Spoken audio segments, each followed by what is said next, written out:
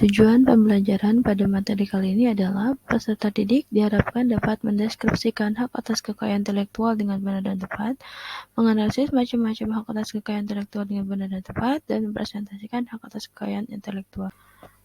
Pertanyaannya, apakah kalian pernah mendengar istilah haki?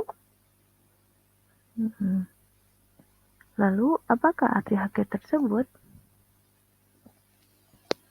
Kemudian, apakah suatu tindakan membajakan atas video musik atau film dapat disebut sebagai salah satu pelanggaran atas haki?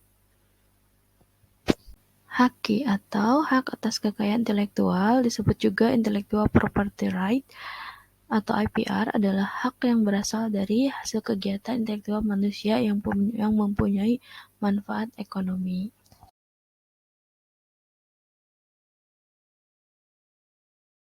Sifat haki, yang pertama memiliki jangka waktu tertentu, dan yang kedua bersifat eksklusif dan mutlak.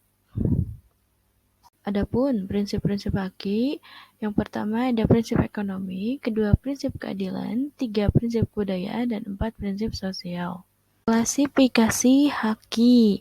Haki dibagi dua, yang pertama hak cipta atau copyright, dan yang kedua adalah hak kekayaan industri atau industrial property right. Yang pertama, hak cipta atau copyright adalah hak untuk mencegah orang lain melakukan sesuatu. Sifat hak cipta ini ada tiga. Yang pertama, hak cipta dianggap sebagai benda bergerak dan tidak berwujud. Yang kedua, hak cipta dapat dialihkan seluruhnya atau sebagian. Bila dialihkan harus tertulis, bisa dinotaris atau di bawah tangan. Dan yang terakhir, hak cipta tidak dapat disita kecuali jika diperoleh cara melawan hukum. Macam-macam hak cipta. Yang pertama ada hak eksklusif, artinya bahwa hanya pemegang hak ciptalah yang bebas melaksanakan hak cipta tersebut, sementara orang atau pihak lain dilarang melaksanakan hak cipta tersebut tanpa persetujuan pemegang hak cipta. 2. Hak ekonomi dan moral. Di sini ada hak ekonomi dan hak moral. Hak ekonomi maksudnya adalah hak untuk mendapatkan manfaat ekonomi atas ciptaannya.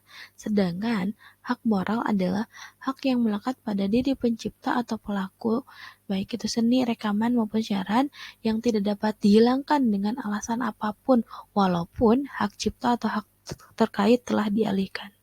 Hasil ciptaan yang dilindungi Undang-Undang Hak Cipta Nomor 19 Tahun 2002. Dibagi tiga, ada hak cipta ilmu pengetahuan, yang kedua hak cipta seni, dan yang terakhir hak cipta sastra.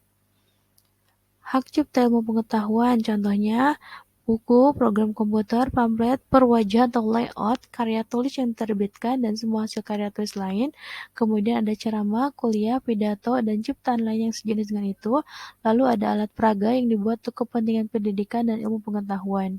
Hak cipta seni, contohnya adalah musik atau lagu dengan atau tanpa teks, peta, drama atau drama musikal, tari, koreografi, pewayangan, pantomim, seni batik, seni rupa, baik itu seni lukis, gambar, seni ukir, seni kaligrafi, kolase, seni patung, dan seni terapan, fotografi, arsitektur, dan maupun sinematografi.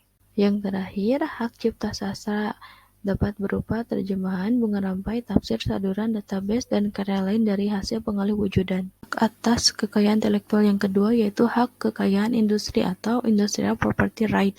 Hak kekayaan industri atau industrial property right adalah hak yang mengatur segala sesuatu tentang milik perindustrian, terutama yang mengatur perlindungan hukum.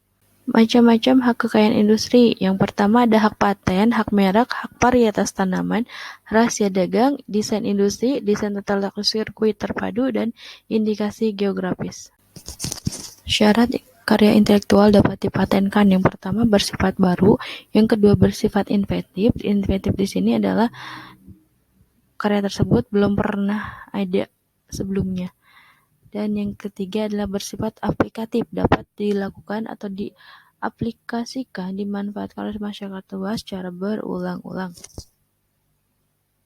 Invensi yang tidak dapat dipatenkan, yang pertama, bertentangan dengan peraturan perundang-undangan yang berlaku, moralitas agama, ketertiban umum, atau kesusilaan, contohnya penggunaan narkoba.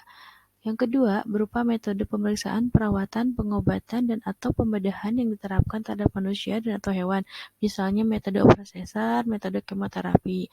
Yang ketiga, teori dan metode di bidang ilmu pengetahuan dan matematika.